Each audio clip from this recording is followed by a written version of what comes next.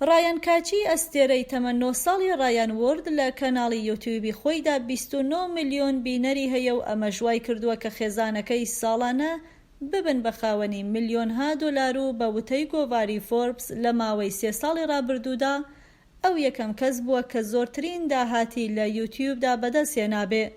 سەرهەڵدانی ئەستێرە منداڵەکانی یوتیوب ئاماژە بە گۆڕانێکی بەرچاو دەکات لە ناوەڕۆکی دنیای منداڵاندا.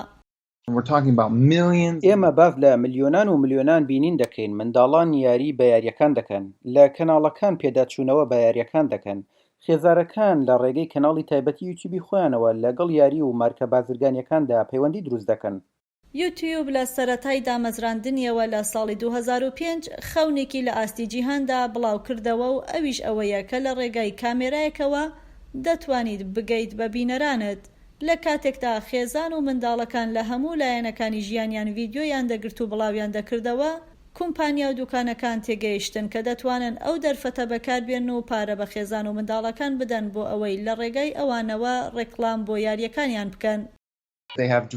ئەوان لە ڕێگەی کەناڵەکانی یوتیوبەوە لە ئێستادا دەستگەشتنێکی ڕاستەوخۆیان هەیە بۆ بینەرە زۆر گەنجەکان، ئەو کەسانەی کە لەوانەیە زۆرتر بکەونە ژێر کاریگەری شتەکانەوە. وەک بەشێک لە ڕێکەوتنی تایبەتی ساڵی 2019 لەگەڵ کۆمسیۆنی بازرگانی فیدراڵی ئەمریکا، یوتیوب ڕێکڵامی ئامانجدار و دیاریکراوی بۆ منداڵان قەدەخە کرد و زۆرێک لە ئەستێرەکانی یوتیوبیش بەم ڕێکەوتنە ژمارەی هەوادارە گەنجەکانیان دابەزی. دامەزراوەکانی حکوومەتی ئەمریکا و خەڵکانەی بوون بە ئەستێرە و پارەیان پێدەدرێت بۆ ڕێکڵامکردن ناچاری کردوون ئاشکرای بکەن بۆ خەڵکە بۆ ئەو ئیشە پارە وەردەگرن یان یاری خۆڕایی وەردەگرن. کێشەکە هەر ئەوە نییە، بەڵکو و پرسیاری ئەوەشەیە کە ئەستێرەکانی یوتیوب خۆیان چۆنن، چەندە یاسا و ڕێساکان پارێزگاری لە ژیانی تایبەتی یان کاتژمێرەکانی کارکردنیان دەکەن. کاتێک منداڵەکەی مەڵیسیا هەنتەر بوو بە نەوجەوان، کەناڵی یوتیوبی فامیلی داڵ کە لە ساڵی 2012ەوە کاتێک کە منداڵەکە 8 ساڵان بوو دەستی پێکرد، کەمتر بوو بە جێگای سەرنج.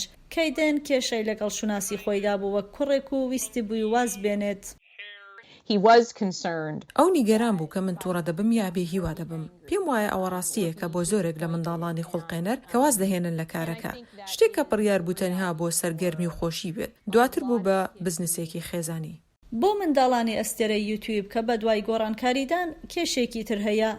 مانەوەی ئەرشیڤی ڤیدیۆکانیان لەسەر سایتەکان بەسراوەتەوە بە دۆزینەوەی بینەری نوێ کەوا دەکات داهاتێکی جێگیریان هەبێ.